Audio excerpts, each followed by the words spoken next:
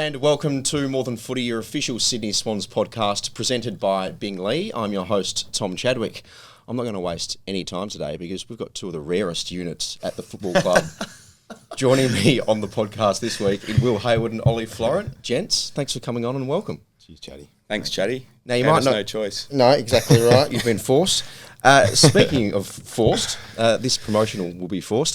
What do you make of our gather round kit that we're currently wearing? We're obviously going to travel to Adelaide in this casual kit. What do you make of it? I think it's very cool. I like the all white, goes with the kit. Hopefully no coffees are spilled at the Virgin Lounge, which would be disastrous. But no, they've done a really good job. The Guernsey itself looks really nice. And speaking of which, cultural.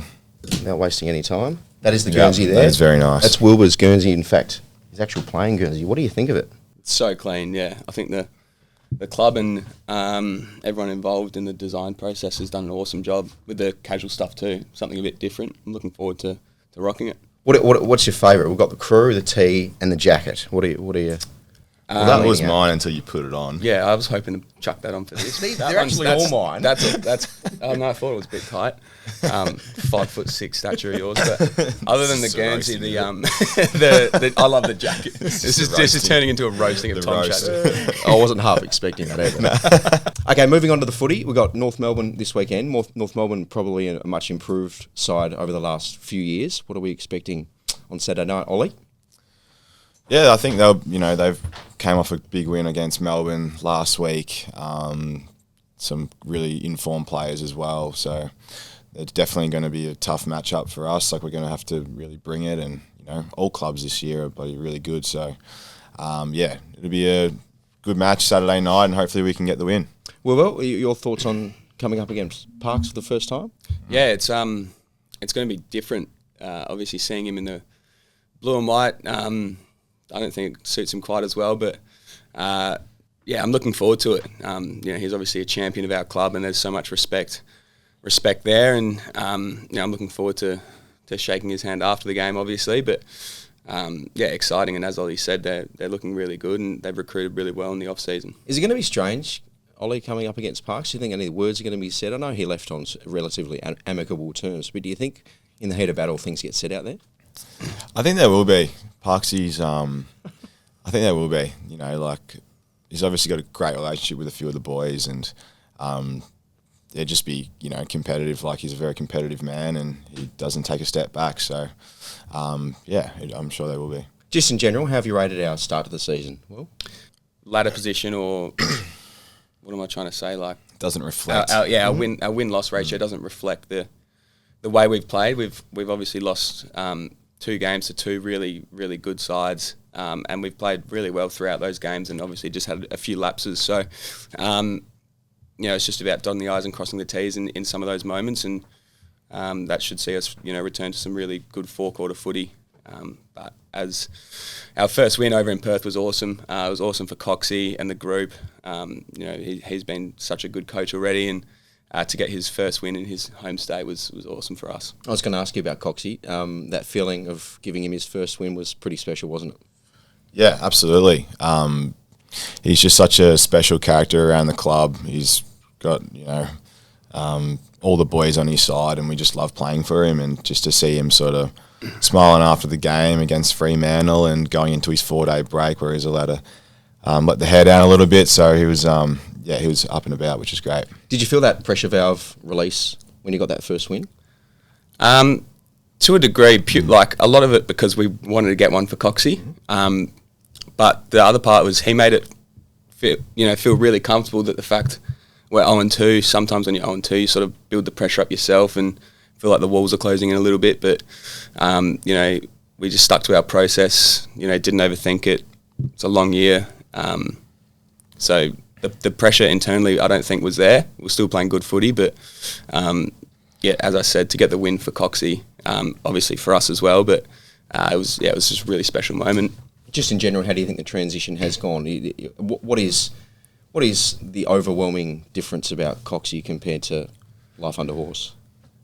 They're both such great people and great coaches, and I've had Horse my whole career, and he's been unbelievable, like sort of helping me through the ups and downs of the roller coaster of AFL football, and just sort of having a friend off the field as well, and a father figure, I guess, to help you with your personal issues. And I just think that me and Horse have just sort of got that relationship, which I've sort of loved so much over my time. And Coxy, me and Coxy have had a great relationship too, and I think we're just sort of continually building that. But I think for the boys, I don't know, I actually don't know how to say it. It's just a fresh start, I guess. Really. If you will.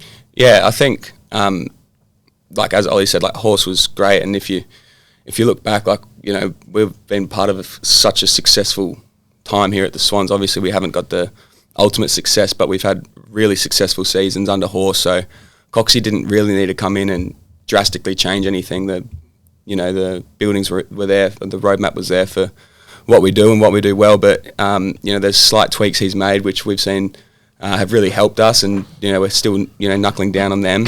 And then the other part is, I think Coxie got to the club similar time to Ollie and I. Maybe we were in our second year, so we've sort of gone through it with him as well. And for him to now be our head coach is really cool after building a strong relationship with him. Yeah, you mentioned the relationships, and Horse tells a story about when he visited you leading up to your draft year at your home. You guys have a unique bond, drafted same year. I think it was Ollie taken pick 11, Wilbur pick 21. Both come from different states, Victoria and SA. Just talk us through the bond that you guys share, given you've shared similar experience going through your draft year into essentially being 150 game players now. It's been nice. You can talk on our bond, mate. No, it's been good. We've obviously grown up and done the. I guess when you get drafted, you're sort of a bit nervous about where you sort of fit in amongst the team. And when you look around, there's all, like when I got here, it was like Kieran Jack, Luke Parker, Dan Hannabury, Josh Kennedy, like Dane, like so many players who have established themselves as footballers. And you're an 18-year-old kid, skinny, just like insanely young and immature, and having Will there as well sort of made me feel a lot better. How so? Because he's just way wet. Nah, I'm joking. He's a lot skinnier than me at the time. No. This is true. I've seen a photo of you guys looking like you're about 12 years old. Yeah, it's insane, that photo. But no, just to have someone sort of on the journey with you, and we became really close growing through sort of playing together and out on weekends, or we spent a lot of time together being in a football club, and I guess it's been a lot of fun, starting our own business together, and yeah, we lived together for a little bit, which was a lot of fun, and then he got sick of me and off. So I was going to say, yeah. Do you want to add anything to that? Well, actually, let me ask. So when you both come to Sydney, it's my understanding your family met and introduced each other as well, and the families have quite a strong bond. And I actually was in the rooms where you both presented each other your 150 game Guernsey, and it was an emotional time for you too, and it was obviously very personal. Will, do you love the bond that the families also share between you boys as well? Yeah, I do. I think like Ollie and I came really close really quickly. Until we were drafted, we didn't know each other at all. We'd played against each other in some games. Ollie was walking around with his chest out at the draft camp because he knew he was going top 10 and gave me nothing. Have a chest, mate. Do you remind Will all the time that he got taken 10 pictures No, earlier than him? He does, not. always. No, I do not. He does. That's such an arrogant thing to say. Yeah, and you say it all the time. Don't even say that at all. I've never said that once. I actually believe you. I believe you. 100%. He's just talking for the sake of it now. But to answer your question about the family stuff, I think because we became so close so quickly, it was probably refreshing for our families who were both interstate to see that we've got this. I've got this close mate here who's I can talk to about anything, and vice versa. And obviously we've sort of been through our whole careers together. We've played a lot of footy together, so our families obviously have connected, and which has been awesome for them and us as well. And is it even more special, Ollie, given you suffer that heartache of losing your father during your draft year, and then all of a sudden you meet the Hayward family and you're as close as ever? I honestly see myself as like one of Kate and Rich's like extra sons, like and like Alice feel like she's my sister. Harry, we work together. He's like my brother. That's a worry. No, he's a pain in the ass, that bloke. But like, yeah, it's such a fun family. Hilarious sort of people, and I definitely do feel like I've got a really good connection with them, which is great. Now, you mentioned your business that you went in together. Tell us about Doozy and how it was formed and how it's going, and I guess the inspiration behind it.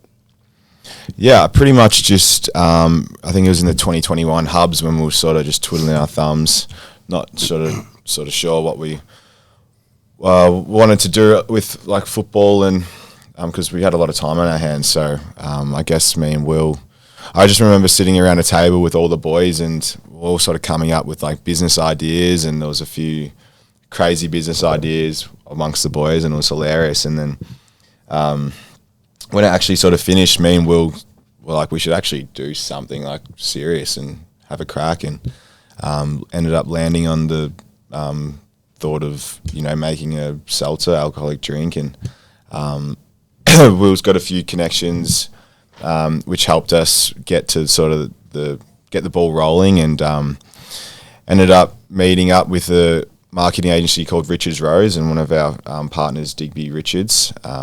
He does the marketing for us, and he's jumped on board and helped us out, as well as Will's brother Harry, who sort of is the brains behind it all. And It's not I us. guess it was just a small idea which turned into just slowly getting the ball rolling, which has been nice. And yet, what, you hit the pavement? How did you roll it out? Talk me through that, Will. Yeah, so it was a really slow and tough start. We every day off, Ollie and I, you know, I'm fast forwarding to once we've actually got the cans. You know, in your head when you think about a business, you just think it's going to be everywhere and this, that, but it's not like that. Ollie and I had to stock our cars up just full of cases of Doozy, and just go, you know, door knocking on pub doors, bottle shops. A lot of the time they tell you to piss off or this, that. So yeah, you know, there'd be times where we'd have our weekly meeting and they'd be like, how many stores are we getting this week? And we'd be like, 3. How many did we visit? 40. So yeah, it was tough at the start. You know, Ollie and I did a lot of the, you know, pounding the pavement, and then Harry did a lot of the, you know, forecasting and, you know, Telling us what to do. Yeah.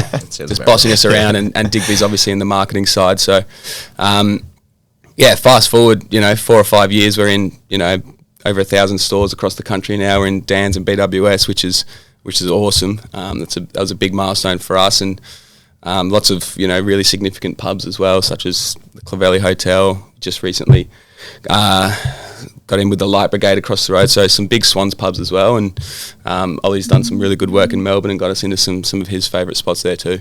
Back to the footy just briefly. We spoke to Errol a couple of weeks ago about his injury and a few other things outside of footy, and we spoke about some time away from, I guess, rounds 1 to 24. Given that you boys are from Victoria and SA, and there is a bit of talk about State of Origin or international rules coming back, would you support playing for SA and Victoria in State of Origin if the AFL were to find a window? A window. I wouldn't get a game, mate, but You'd be close. mate, come on. Absolutely. I'd be more Victorian side is Victorian completely side stacked. I'd be more than happy to run water for SA or do whatever I was required to do. Seats warm for the Keep boys. the seats warm for the boys or whatever. But I think that would be awesome. Yeah, I think it'd be sick. Yeah, I'd support it. It's such a great idea, and I think just to be able to find time and to get it going, which would be probably the main sort of issue. Get rid of one of the practice matches or something. What about the practice matches? We suffered a couple of significant injuries during ours. Do you support shortening that time in the pre-season, or do you think practice matches are required? I personally like practice matches. I think, you know, it's part of the beast with, you know, injuries and stuff like that, and really unfortunate what happened to Errol and stuff like that. But I guess sort of, you know, that stuff sort of happens, and I guess coaches got to think about it. But I wouldn't mind maybe a week before the season starts, but I'm not too fast. As in a week break? Yeah. What about you, mate? I'm a little bit different. I completely understand that you've got to have a practice match, and it's hard to just go straight into, round 1 or round 0. But yeah, there's always a little, thought in the back of my head when I run out, don't want to get injured, don't want to do this. So there's a balance of, sort of playing a little bit on edge in that sense, but also a balance of I need to have a crack to set myself up for the start of the season. So yeah, replace one of them with State of Origin. Okay, what about off-season then? What do you boys get up to in your off-season? Do you travel together? Are you Europe-bound, you two, with your friendship groups or partners? We spent a bit of time in Europe together last year. We went to London and Paris together. And then I had to come back a bit early because the club made me. That's good. Who'd you travel with overseas? It was me, Will. It was a lot of the boys came, but sort of me, Will, Joel, and Dane Rampy were the sort of the 4 that stuck together a bit. Together a bit. We went to London, Paris, and then I went off by myself to Dublin for a little bit. But Victoria didn't get a gig, Will? Nah, so after that, part of the deal was I got to go away with the boys for a couple of weeks, and then How did you manage that? And then I take her to Bali with Millsy and his wife, where I got Bali belly for pretty much the whole time. So she had an average off season. Now, before we wrap up, we usually play a game called Favourites, where we ask our guests short spurts of favourite, and you can't think. You just got to spurt out whatever comes first. So, Ollie, who's your favourite Swans teammate? Wilbur. Give it to Will. Thanks, bro. Will, who's your favourite Swans employee? Spanner. Okay. Ollie, who's your favourite non-Swans AFL team? Oh, Jesus. Hawthorn, just because I grew up growing for them, but you gave me no time to think. That's the idea. Okay, Wilbur, your favourite public holiday? I want to say Anzac Day, but we've never been able to properly experience one up here. That's all right, you can say Anzac Day. Ollie, your favourite moment at the Swans since being drafted? Winning the prelim against Collingwood. Yeah. That's a fairly consistent one. Yeah. We keep getting. What about Gary Rowan goal? What about the goal you kicked? Yes. What about the goal you kicked after the siren against Port? Oh, it wasn't a goal, mate. Oh, yeah. Sorry. That was not a goal. Thanks for that. You guys are going to get a fight out of this. Wilbur, your favourite dish? Steak. Nice. Ollie, your favourite tennis player of all time? Roger Federer. Oh, okay, that was easy. Wilbur, your favourite footy memory? So not your time at the Swans, or can be a time at the Swans, but your favourite all-round footy memory? It's hard to go past that prelim. Collingwood? Yep. Yeah, lock that in. Okay. Ollie, your favourite holiday destination? Probably Paris. Why? I noticed you went to Paris with the boys. Did I hear that wrong? No, we just spoke about that for like 5 minutes. We actually said a few other places, but Paris with the boys seems like a remarkably romantic location to go with a bunch of lads. Yeah, we're a tight-knit group, mate. Okay. All right, Wilbur, just wrapping up, what is your favourite pair of shoes? Better not be those ones I'm looking at right now. Horrific. Probably some. I'm barefoot at the moment, but probably some Adidas Ultra Boost. Okay, well, it's dare to say that it's been one of the more topsy-turvy podcasts we've had this year. But Wilbur and Ollie, thank you very much for coming on, and good luck against North Melbourne this weekend. Thanks, mate. Hi, I'm Lionel Lee, and we're proud to be a sponsor. Bingley has been around since 1957, and I'm proud to say we're still family owned. Our team is over 720 people now, and there's one thing they all believe in. We treat our customers like their family. That's the Bingley way.